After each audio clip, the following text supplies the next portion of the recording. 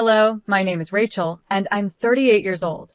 Lately, my life has been really difficult. The past few months have taught me to relearn so many things, especially about trust and resilience. My husband, Paul, was the root cause of much of my struggles. However, in the midst of it all, a kind person stepped in and helped me avoid further pain. Let me start by telling you a bit about the people in my life, the ones who have played important roles in my story. First, there's my younger sister, Joyce. She's 5 years younger than me, and she's always been the pretty one. Growing up, we didn't get along very well. I was the nerd, while she was the popular one. For some reason, she seemed to always pick on me. It felt like she was jealous, but I couldn't understand why. My mom tried to help us get along, but no matter what she did, it didn't really work. When I went off to college, we stopped talking much. It wasn't that we were angry or anything, but we just drifted apart. After I graduated and she became a teenager, we started talking a little more, but it wasn't like we were ever close. Our relationship got better in a way, but we never really bonded like sisters usually do. I accepted that this was the best we could have, and I was okay with that. Next is Paul, my ex-husband. Paul and I met at work, and we hit it off right away. He was charming and sweet, and we dated for about 4 years before we got married. After our wedding, we worked really hard and managed to buy our first home together. I was the one earning more at the time, so the mortgage and the deed were in my name. Everything seemed perfect. 3 years into our marriage, Paul brought up the topic of children. "Honey, there's something I've been thinking about," he said to me one night. "I need you to hear me out and keep an open mind, okay?" "Sure," I replied. "What is it?" "Well," he continued, "we've been together for a while now, and I was wondering if maybe we should start thinking about having a family. What do you think?" I hesitated. Paul knew how I felt about having kids, and I wasn't too sure about it. "Paul, you know I'm not really into that idea," I told him gently. "I know," he said, "but we have the financial stability now. It wouldn't be that hard, and imagine how cute little versions of us would be running around the house. Don't you think?" I smiled at the thought, but remained cautious. "Yeah, but kids are a lot of work. They're a huge responsibility. We're 3 of the most hard-working and responsible people we know, aren't we?" he teased, trying to win me over. "Just think about it, okay? I promise I'll help with everything." Despite my doubts, I eventually gave in. Paul kept bringing it up, and over time, I started to warm up to the idea. Soon enough, we welcomed our first child, a son. 4 years later, we had a daughter. At first, Paul was very supportive. He helped out with the kids, and I thought everything was going well. But things changed quickly. Paul slowly stopped helping around the house. All the responsibilities fell on me, taking care of the children, the house, and everything in between. I found myself doing it all. After our son was born, Paul got a promotion and started earning more than me. One day, he came to me and suggested that I should stop working. "I'm making enough now," he told me. "Why don't you focus on the kids and the house? You don't need to work anymore." I tried to resist at first, knowing how important my career was to me. But Paul was persistent. He kept saying it made sense for our family, and eventually, I gave in to his wishes once again. I quit my job, thinking it would make things easier for everyone, but I had no idea how much worse things were going to get. I decided it wasn't worth the argument anymore, so I accepted my new role as a stay-at-home mom. To keep myself from getting bored, I picked up a new hobby, hosting dinner parties.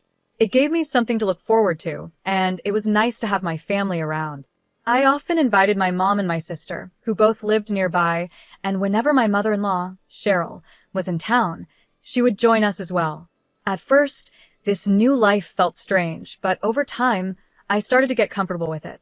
I had more time to spend with my kids, and I got to see my family often, which brought me some happiness. Paul and I were doing okay, at least I thought so. However, there had been some strain in our relationship.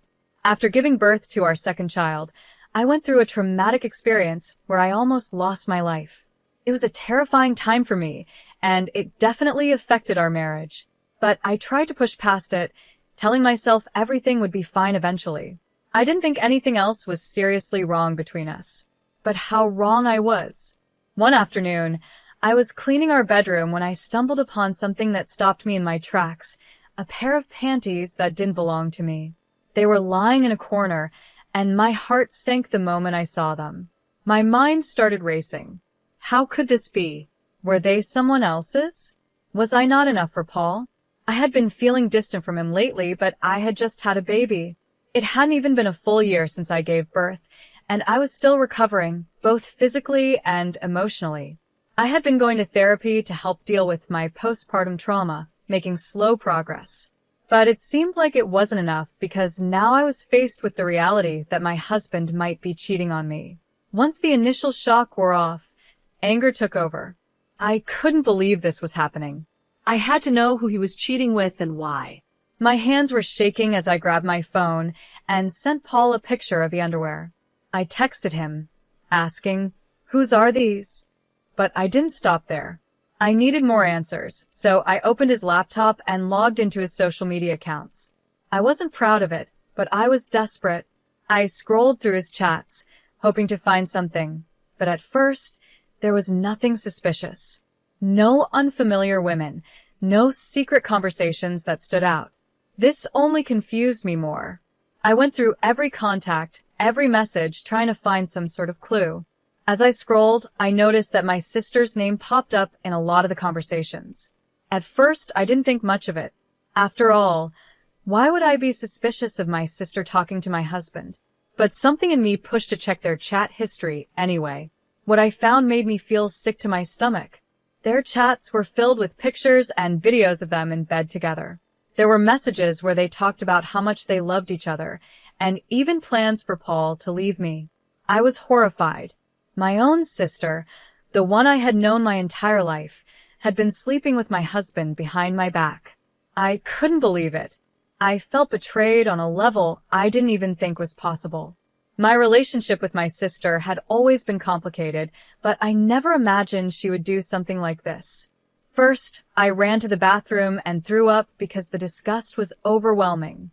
Then, I tried calling Paul, but he didn't pick up. My mind was racing with so many questions and I needed answers, so I did the only thing I could think of. I called my sister, Joyce. She answered casually, like nothing was wrong.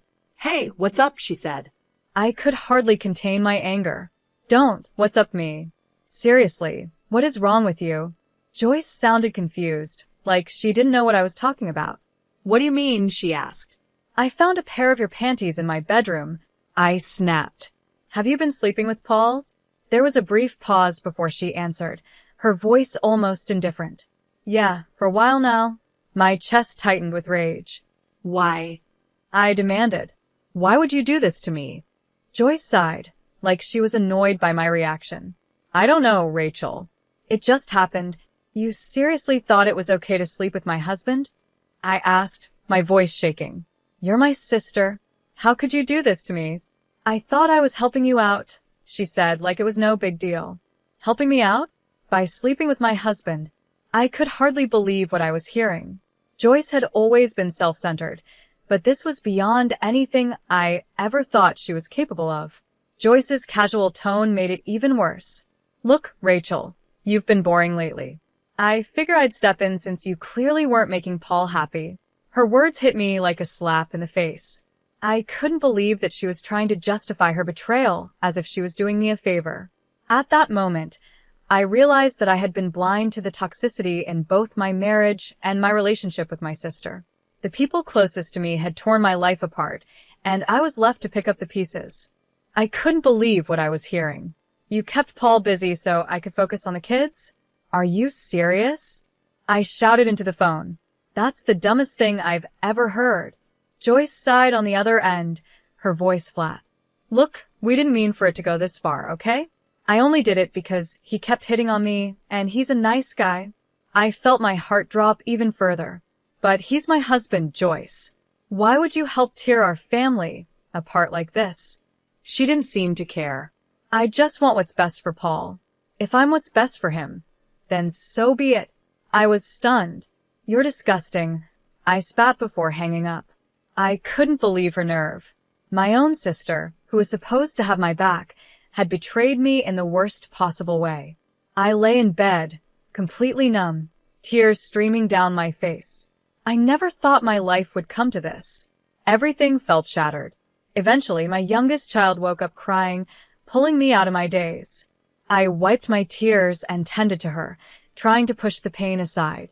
I couldn't let my kids see that something was wrong. They didn't need to carry this burden. As I went through the motions of the day, picking up my oldest from school, making dinner, and trying to smile when they asked where their dad was, I lied and told them he was working late. Inside, I was falling apart. As the hours passed, my anger turned into worry. It was almost 10 p.m., and Paul still hadn't come home. I tried calling him multiple times, but he didn't answer. I even tried calling Joyce to see if he was with her, but she didn't pick up either. Exhausted and emotionally drained, I finally went to bed, hoping that maybe, just maybe, I'd wake up and find that this had all been a terrible nightmare. But when I woke up the next morning, the feeling of dread only deepened. Something was wrong, and I could feel it. I looked around the bedroom and noticed that Paul's things were missing. I rushed to check the cupboards, the drawers, and anywhere he might have kept his stuff. Most of it was gone. He had left while I was asleep, without a word, without a note, without a goodbye. I stood there, in disbelief. Paul had just left. He didn't even try to talk things through or explain himself.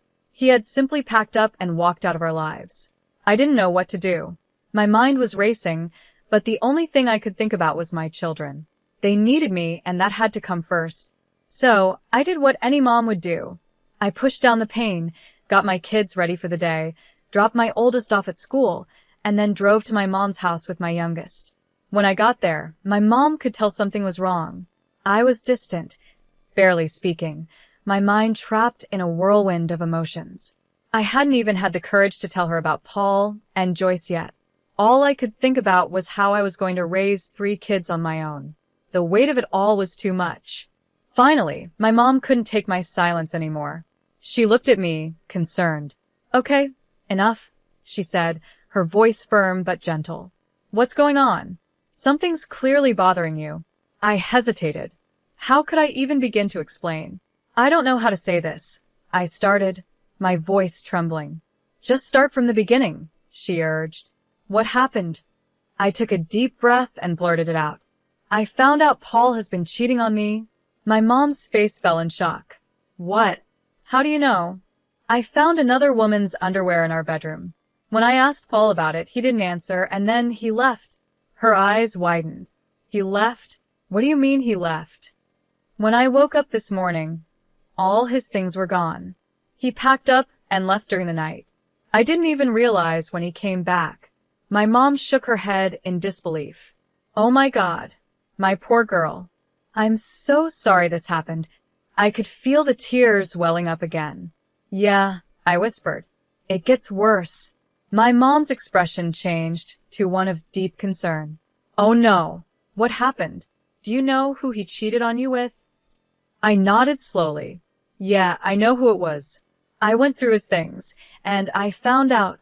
Mom looked at me, her eyes searching mine. "Who was it?" I could barely get the words out. "It was Joyce." There was a long, heavy silence. My mom's face went pale as she stared at me in disbelief. "Excuse me? What did you just say?" "My own sister," I repeated, the pain and betrayal washing over me again. "Paul has been cheating on me with my own sister." My mom's hands flew to her mouth, her eyes wide with shock. Neither of us could believe the nightmare we were living. I called Joyce to confront her about everything, and to my shock, she was completely casual about it. She told me they were in love and that she believed she was the best thing for Paul, so she planned to stay with him. I couldn't believe what I was hearing. My own sister had betrayed me, and she didn't even seem to care. "Oh my God," I whispered. "What has she done? How am I going to survive this?" I felt completely lost. I had 3 kids to raise, no job, and now no husband. "Look," my mom said gently, "why don't we just get some rest for now? We'll figure this out together. I'm here to help you, okay?" I nodded, feeling grateful for her support. "Yeah, okay." "Thanks, Mom." By the time I had finished telling my mom everything, I felt numb. It was strange, but somehow, talking about it wasn't as hard as I thought it would be. Maybe I had already started to shut down emotionally. That night, I slept while my mom took care of my youngest. I felt drained, like my body couldn't handle any more. When I woke up, I heard my baby crying and my mom's voice, loud and angry. I rushed out of bed and saw her on the phone, looking furious. She hung up as soon as she saw me, and her expression softened. "I'm sorry for the noise," she said, "but don't worry about it." I didn't need her to explain. I knew she had been giving Joyce a piece of her mind. Over the next few days, my mom stayed with us, and it helped to have someone by my side. Joyce kept trying to call our mom, but she asked me to block Joyce's number. It was comforting to have someone understand my feelings, especially when I felt so alone. Soon, I found out from mutual friends that Paul and Joyce had gotten married. They reached out to me, confused and concerned, and I had to explain the whole awful situation. It was humiliating, but they were supportive. Many of them blocked Paul and Joyce, refusing to associate with them anymore.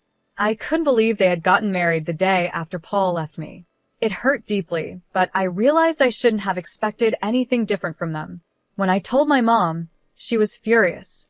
My mom is usually calm and composed, so seeing her so angry was surprising. Still, her support meant everything to me. She didn't have to help me financially, but she did. She even assisted me in getting job interviews, knowing how much I wanted to contribute now that Paul was out of the picture. Taking care of the kids was manageable, but every time they asked about their dad, I had to fight back the tears. Even though it was tough, we were getting through it. About a week later, I received a letter from Paul. I didn't want anything to do with it. In my mind, a week was far too long for him to try and make things right, especially after abandoning his family. I figured it was some kind of apology, but I didn't care anymore. I was done. Without thinking twice, I burned the letter. Afterward, I couldn't help but feel a twinge of curiosity about what it said. Sometimes I wondered if I should have read it before destroying it, but then I reminded myself that nothing Paul could say would change how I felt about him or what he had done to me and our kids. The next day, my mom and I decided to take the kids to the local fair. It was a much-needed distraction, and we had a blast. It felt so good to laugh and enjoy myself after everything that had happened. For the first time in what felt like forever, I allowed myself to have fun. That night, after we got the kids to bed, my mom and I relaxed with a bottle of wine. I opened up to her about the letter. "So, something came in the mail for me yesterday," I said, swirling my wine glass. "Oh? What was it?" my mom asked. "A letter from Paul," I replied. My mom looked at me in surprise. What? "What did it say?" "I don't know," I admitted. She furrowed her brow. "What do you mean? You didn't open it?" "No, I didn't want to deal with anything he had to say," I said. "So, I burned it." "You burned it?" My mom's eyes widened in shock. "Cow. What if they were divorce papers or something important?" I shook my head. The envelope didn't look official or legal. I'm sure it wasn't that. My mom sighed. "Well, if you're sure, but what do you think was in it?" I thought for a moment, but I honestly had no idea. Maybe it was an apology. Maybe it was nothing. But whatever it was, I knew it couldn't change the way I felt about Paul or what he had done to me and our family. I was moving forward, with or without answers. "I don't know," I said, thinking about the letter I burned. Maybe it was a weak apology or a request for his stuff back. I wouldn't be surprised if that's all it was. My mom looked at me with concern. "How are you feeling about all of this now?" I sighed. Today was actually a good day. But it's tough, especially when the kids keep asking where their dad is. What do I even tell them? It's slowly getting better, but only a little. As long as it's improving, even just a little, my mom said reassuringly. "And you know I'm always here for you. I want you to know something. I'm cutting ties with your sister. Everything I have, it'll go to you and the kids." I was touched by her words. "Mom, that means so much to me, but are you sure? Evelyn is still your daughter, too." She nodded firmly. "I know you and Joyce had your differences growing up, but what she did is unforgivable. I raised both of you better than this, and clearly, Joyce didn't care. She's no longer my daughter after what she's done." I was speechless. A part of me understood my mom's decision, but I also knew how painful it must have been for her to make. I could never imagine cutting off one of my own children, no matter what they did. But hearing her say it made me even more grateful for her unwavering support. I knew it couldn't have been easy for her, and yet, she stood by me. Another 5 days passed quietly, and one afternoon, there was a knock on the door. It was strange because I wasn't expecting anyone. Besides my mom, who was at work, no one ever visited me anymore. Feeling a bit uneasy, I opened the door cautiously and saw 3 men dressed in black suits standing there. I opened the door just a crack and asked, "Who are you?" They introduced themselves as lawyers and told me they had something for me. One of the men handed me a letter and then a check. When I looked at the check, my jaw dropped. It was made out to me for $980,000. There must be some mistake, I stammered, completely stunned by the amount. There's no mistake, one of the men said gently. Please read the letter. With shaky hands, I opened the letter.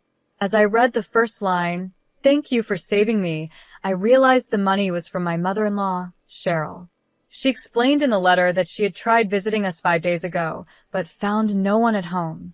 When she called Paul, he made excuses about not being able to get into the house. Cheryl became suspicious and pressed him for the truth. Eventually, Paul confessed everything about the affair, about leaving us. Cheryl was disgusted by his behavior. She wrote that she was deeply sorry for everything I had gone through and was grateful that I had not trusted her son with her assets. That's why she had decided to leave all her inheritance to me and her grandchildren.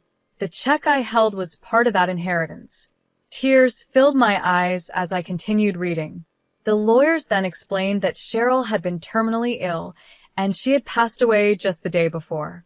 She had instructed them to make sure I received the money immediately after her death, so I could take care of myself and the kids. Her letter ended with a heartfelt thank you for preventing her from making a mistake in trusting Paul with her finances. I was overwhelmed by Cheryl's kindness.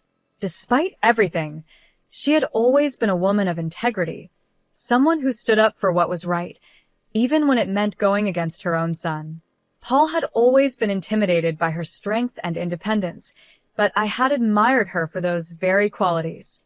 As the reality of her passing sunk in, I couldn't help but cry. Cheryl had been remarkable, and even in her final days, she had thought about me and my kids. She had wanted to protect us, and in doing so, she left behind a legacy of generosity and care. It was hard to believe that someone who had no obligation to me anymore would go to such lengths to ensure we were okay. I wiped away my tears and thanked the lawyers for delivering the letter and check. They expressed their condolences and left quietly. As I stood there holding the check, I couldn't help but feel both sadness and gratitude. Cheryl's last act of kindness had given me a lifeline, something to hold on to as I rebuilt my life without Paul. Later that night, I sat with my mom and told her everything. "Mom," I said softly, "you won't believe this, but Cheryl left me and the kids her entire inheritance." My mom looked at me in surprise. What? Why would she do that? She knew what Paul did, I explained. She was disgusted by him, and she didn't want him to have anything. So, she gave it all to us. My mom sat back, shaking her head in disbelief. Cheryl was a strong woman. It doesn't surprise me that she'd do the right thing in the end. You and the kids deserve this after everything you've been through. I smiled through my tears. She was one of the good ones. I just wish I could have thanked her in person. She knew, my mom said softly, in her own way, she knew how much it would mean to you. We spent the rest of the evening reminiscing about Cheryl and how she had always had a quiet strength that people underestimated. Despite the pain and loss, I felt a sense of peace, knowing that I had people like Cheryl and my mom who truly cared about me and my kids. I found comfort in her. She kept her promise and supported me until the very end. A few days later, Paul called. I already knew what he was going to say, but I decided to listen. "What did you do?" he asked. "What do you mean?" I replied. "You know exactly what I mean, Paul. Be more clear." What are you talking about? "Why weren't you home that day? I specifically asked you to be there. I sent you a letter asking you to act like everything was normal while my mom visited." "Oh, was that what the letter said?" I asked, trying to stay calm. "You didn't read it?" "No, I burned it. You betrayed me. My mom was going to help me with the inheritance, but you took it all because you're selfish." I couldn't believe what I was hearing. "That's funny, coming from you. You abandoned your family and only reached out to me when it was about the inheritance. Love can't be forced, Paul. I did what was best for me, and your mother did what was best for us. Don't ever try to contact me or the kids again. Goodbye. After that, things happened quickly. I filed for divorce and was granted full custody of the kids. Paul tried to fight for the inheritance, but Cheryl had made it clear that it was for me, so he didn't win. He and Joyce tried to pressure me into giving them some of the money, but I refused to budge. Life has become easier since I got the money. I set aside a portion for my kids' college and invested the rest. My mom was able to retire, and I started working again. The kids have accepted that their dad isn't coming back, and when they're older, I'll tell them everything. I'm still healing, but I know things will only get better from here.